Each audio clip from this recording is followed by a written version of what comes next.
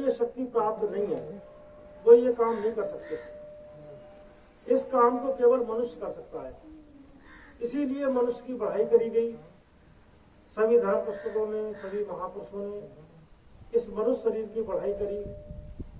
इसे देवताओं से ऊंचा इसीलिए कहा गया क्योंकि यही एक ऐसा शरीर है जिस शरीर को पाकर हम उस प्रभु सत्ता से जुड़ सकते हैं। हम कौन हैं, कहां से आए हैं, कहां जाएंगे, उस अनुभव को हम प्राप्त कर सकते हैं। इसीलिए संत महापुरुष संसार में आते हैं और वो सब जीवों को ये उपदेश देते हैं, अगर तुम चाहो तो ये काम कर सकते हो।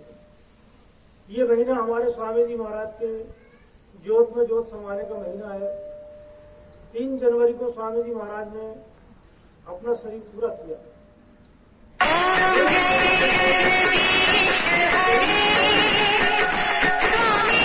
हमारा एक जैसा ही होता है।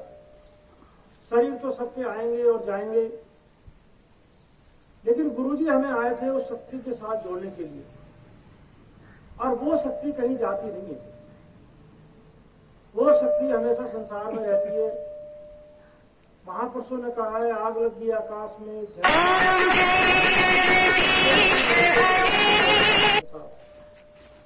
वो शक्ति हमेशा संसार में रहती है। वो अपने शरीर बदलती है, शक्ति कभी नहीं जाती। इसीलिए भैया जी महाराज कहते हैं, आप उस प्रभु सत्ता से जुड़ो, उस शक्ति के साथ जुड़ो। अब हम उससे कैसे जुड़ सकते हैं? ये संत जब मौजूदा स्थिति में होते हैं, जब शरीर रूप में होते हैं, वो हमें वो क्रिया करना सिखाते हैं। एक बार एक भाई थे कृपाल जी महाराज के शिष्य, हमारी उनसे बातचीत हो रही थी। वो बड़े दुखी थे और इस बात से दुखी थे, उन्होंने बताया कि जब मुझे ये बात पता लगी कि मेरे हुजूर ने चोला छोड़ दिया, कहने लगे उस दिन मुझे इतना दुख हुआ था, ये लगा कि मैं अनाथ हो गया, मेरा कोई संसार में अब नहीं रहा। कहने लगे मैं गन्ने के खेत में जाकर अकेले रोया, क्योंकि कहाँ रोऊं, क्या करूं, अंदर से भूख निकल रही थी। बोले मुझे अफसोस इस बात का था कि जब महाराज जी थे तो मैंने उनकी कदर नहीं करी। मैंने उनके साथ लगकर ना सेवा करी, ना भजन सिमरन करा, ना मैंने नाम की कमाई करी। मैं उन प्रभु धाराओं से नहीं जुड़ पाया। तो मुझसे रोते हुए वो कह रहे थे, बेटा तुम्हारा समय है, तुम्हारा गुरु तुम्हारे सामने मौजूद है, तुम अपने गुरु की कदर कर लेना। ये जो मौजूद समय में होते हैं वो अपनी कृपा कर देते हैं, जब वो नहीं होते हैं तो हमें मेहनत करनी पड़ती है। जैसे उदाहरण स्वामी जी महाराज कहा करते थे, एक बार एक राजा रविदास जी की शरण में गया, ऊंची जाति का था, लोक लाज छोड़कर उनके पास गया। तो रविदास जी महाराज ने सोचा ये राजपाट, मान सम्मान, जाति पाति सब कुछ छोड़कर आया है, तो आज मैं इसे कुछ दे दूं। और वो उस समय जो चमड़ा होते इस पानी में, उन्होंने उसी पानी को उससे कहा लो पी लो। और उसे ये बात बड़ी खराब लगी और मन ही मन सोचने लगा, बताओ है पूरा चर्मकारी, बताओ मुझे चमड़े का पानी पिला रहा है। और वो मना तो नहीं कर पाए, लेकिन उन्होंने ऐसे करके हाथ लिया और पूरा पानी उन्होंने अपने कुर्ते पर वो सब कर लिया, मुंह में एक बूंद भी नहीं जाने दिया। सारा पानी उन्होंने अपने कपड़ों पे ले लिया। अब वो कपड़ों पे पड़ गए दाग। जब दाग पड़ गए तो रात में इन्होंने जो है धोबी के यहाँ वो अपने कुर्ता भिजवा दिया, जिससे किसी को खबर ना चल जाए कि ये रविदास के पास गए।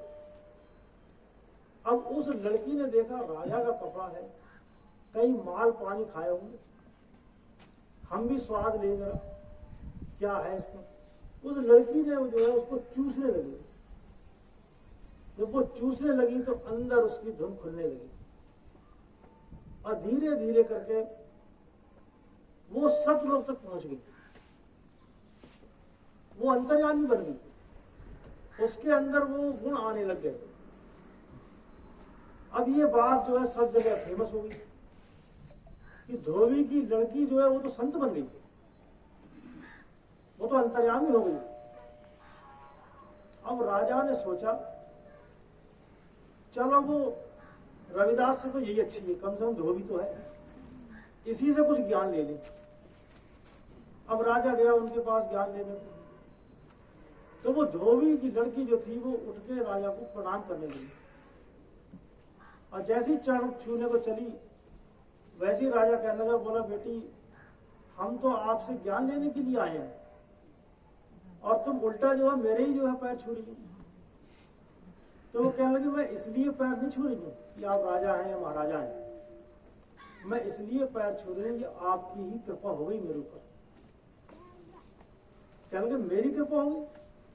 बोले हाँ, जो कुर्ता आपने मुझे धोने को दिया था मैंने उस कुर्ते पे लगा दाग को चूस दिया और वो दाग साधारण नहीं था, उसी दाग ने मेरे अंदर की धुन खोल दी, मेरे अंदर की जो बुराई थी, जो गंदगी थी, वो काट कर मुझे जो है उसने निर्मल बना दिया।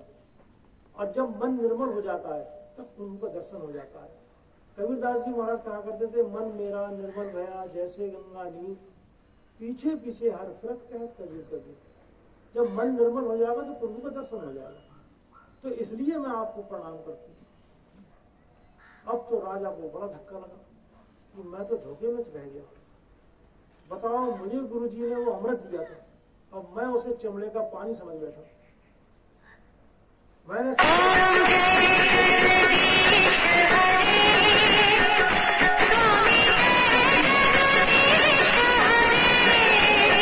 गुरु रविदास जी के पास गए, बोले अब मुझे किसी बात की परवाह नहीं है, जो अमृत आपने उस दिन मुझे पीने को दिया मैंने नहीं पिया, अब आप